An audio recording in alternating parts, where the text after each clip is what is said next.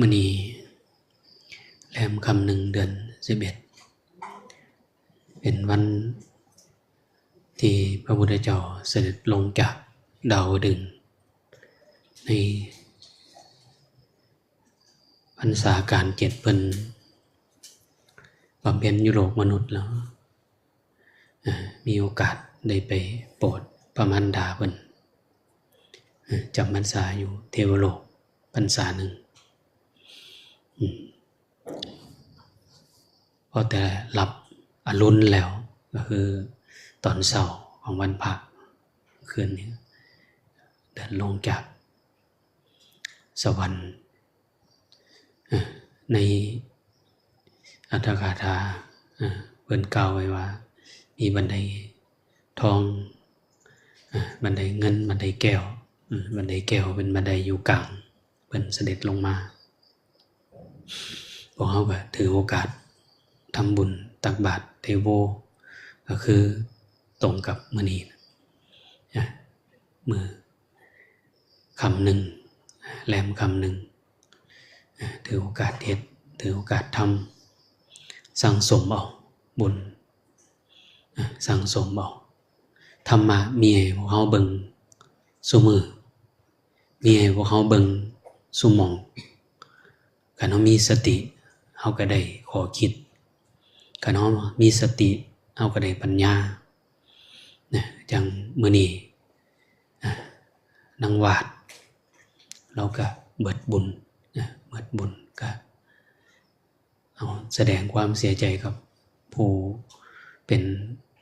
อ้ายผู้เป็นน้องเพราะว่าผู้พ่อผู้แม่ก็ไปเบิดแล้วก็ทำหน้าที่กันไปแต่ว่าผู้อยู่ก็เบิ่งผู้ตายก็ให้ได้มีปัญญาเบิ่งผู้ตายก็ให้เบิ่งมีปัญญาบ่แม่นว่าเกิดก่อนตายก่อนบ่แม่นว่าเกิดทีหลังตายทีหลังบ่แม่นเคยเว้าให้ฟังอยู่ตลอดว่ามันกำหนดบ่ได้เพราะเฮาฮู้แต่มื้อเกิดบ่ฮู้จักมื้อตายฮู้จักแต่มื้อเกิดบ่ฮู้จักมื้อตายประมาทบ่ได้ดอกคันเฮาได้ภาวนาได้ปฏิบัติมันสิเห็นอันนึงก็คือแต่ละมื้อนี่มันผ่านไปเร็วตอนเป็นเด็กน้อยนี่ปรากฏว่าอยากเป็นบ่าวอยากเป็นสาวอยากเป็นบ่าวอยากเป็นสาวเห็นผู้บ่าวนะยิ้มใส่เห็นผู้สาวแล้วยิ้มใส่บัดพอแต่งงานมาแล้วจังรู้ว่ามันทุกข์เลี้ยงลูกมันก็เลี้ยงยากแท้เลี้ยงลูกว่าเลี้ยงยากแล้วเลี้ยงหลานอีกยากเข้าไปอีกสัวสิใหญ่สัวสิใหญ่เบิดเข้าก็บ่น้อยเบิดเงินก็บ่น้อยใหญ่มาแล้วคันมันใหญ่ก็ใครเด้ใหญ่มาแล้วบ่ใหญ่บ่ไปติดยาเนี่ยโอ้ยผู้ทุกข์ก็แม่นไหนเฮานี่ล่ะผู้พ่อผู้แม่พิจารณาให้มันสุดใสเหตุมันอยู่กับพวกเฮาเหตุอยู่กับพวกเฮาคันเฮาเพิ่มภพเพิ่มชาติก็คือแต่งงานมีลูกมีเต้ามันเพิ่มภพเพิ่มชาติเพิ่มภาระคันเฮาตั้งสติได้คืออย่างเพิ่นว่าพรหมชีวิตของพรหมบ่แม่นพระพรหมอยู่ทางฟ้าอยู่โลกมนุษย์เนี่ยมันพออยู่ผู้เดียวได้เพิ่นเรียกว่าประพฤติพรหมจรรย์มีนักบวชมีโยคีเนี่ยเพิ่นอยู่ผู้เดียวใช้ชีวิตอยู่ผู้เดียวพออยู่ได้เพิ่นก็อยู่บ่เพียรภาวนาไปเฮาเบิ่งให้มันเป็นธรรมคันเฮาบ่มีปัญญาเฮาก็ว่าโอ้อายุยังเหลืออีกโดนอยู่อายุยังเหลืออีกหลายอยู่บ่แม่นพวกเฮานี่ย่างเข้าไปสู่ความตายเด้ย่างเข้าไปสู่ความตายพวกเฮานี่คือจังระเบิดเวลาเด้อคือจังระเบิดเวลาจังมันสิแตกมื้อใดแตกก็คือตายนั่นล่ะแตกก็คือลมมันดับลมมันออกจากลูกโป่งลมมันออกจากร่างกายเฮามันดับมันแตกดับคันเฮาพิจารณาเบิ่งแล้วนะโอ้มันแต่เหลือตนเจ้าของบ่ว่าเหลือตนแต่ผู้อื่นเด้เหลือตนเจ้าของนำโอ้เวลาที่เฮาอยู่เด้อนี่เหลือเฮาสิเฮ็ดหยัง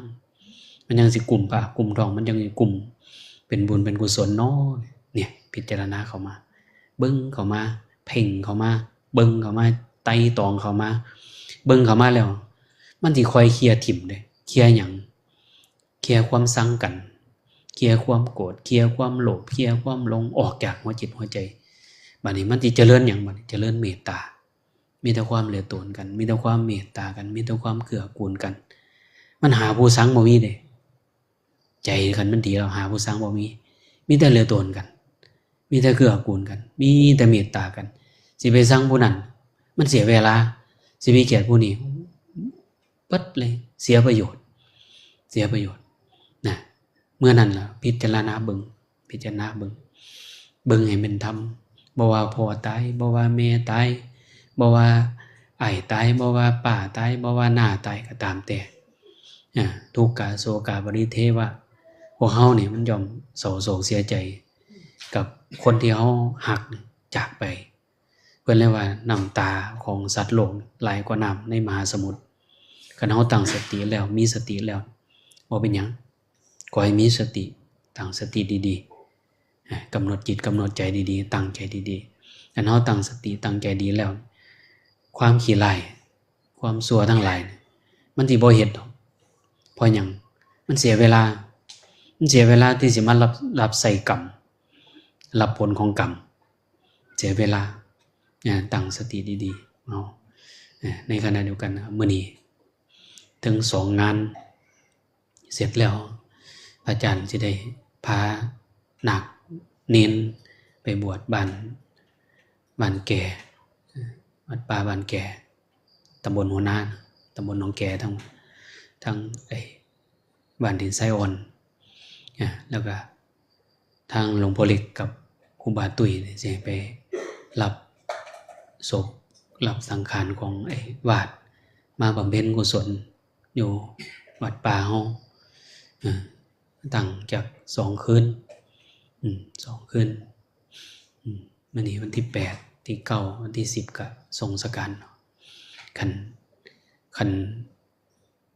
ว่ามันเมื่อยตั้งคืนเดียวก็ได้บ่เป็นหยังคันว่าเมื่อยก็ตั้งคืนเดียวก็ได้คันนี้ก็ตั้ง2 คืนก็ได้เอาแต่ความเหมาะสมแต่ว่า3 คืนนี่พระอาจารย์อาจจะบ่ได้อยู่นำกัน3 คืน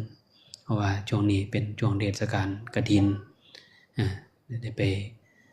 ซอยหมู่คณะฉะนั้นก็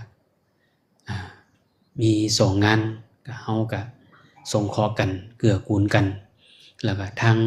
แม่ครัวก็สิหนักแน่อาจจะได้แบ่งกันแล้วก็พวกสังขารนางวาดเอามาตั้งไว้นี่ก็พวกน้ำทายาวังก็อยู่ในโรงน้ำร้อนก็พากันออกมาใส่ได้ตามสบายบ่เป็นหยังอาจารย์สงเคราะห์ให้เอามาใส่ได้ตามปกติศพเอาตั้งถึงพุ่นละถึงศาลาพุ่นละมองสวดให้ง่ายเมียนให้ง่ายเก็บให้ง่ายจังมาเผาพี่เอา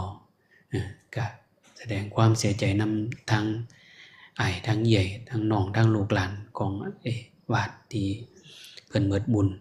แล้วก็เบิ่งกันเมตตากันเกื้อกูลกันสิ่งหนึ่งก็จังครูบาพากันมาบวชนี่ก็พิจารณาเบิ่งเอามันเป็นธรรมเด้นี่ล่ะธรรมะธรรมะหลวงพ่อเคยตอนบวชก็ว่าสิบวช7 มื้อนะมาเห็นพี่ตายเห็นน้องตายญาติพี่น้องตายปู่ย่าตายายตายหลวงพ่อเบิ่งมาเรื่อยๆเอาคนมันบ่เซาตายตัวมันตายมาตลอดคนที่เฮาฮักก็ตายมาเรื่อยคนที่เฮาฮักก็ตายมาเรื่อยอ้าวเบิ่งแล้วเราเบิ่งไปเบิ่งมานี่มันเสียเวลาเด้เสียเวลาคันพออดได้ก็อดตั้งสติดีๆอยู่นี่มันฝึกให้จิตใจของเฮานี่เข้มแข็งฝึกให้จิตใจเข้มแข็งฝึกให้จิตใจอดทนแล้วคันเฮาใจเฮาดีแล้วใจเฮางามแล้วใจเฮามีสติแล้วมันได้สงเคราะห์มันได้เกื้อกูลมันได้เมตตาคนทั้งหลายคนทั้งหลายที่เขามาเกี่ยวของเขาได้เมตตาหลายเนี่ยว่ากันตั้งสติเบิ่งเอาเบิ่งให้เป็นธรรม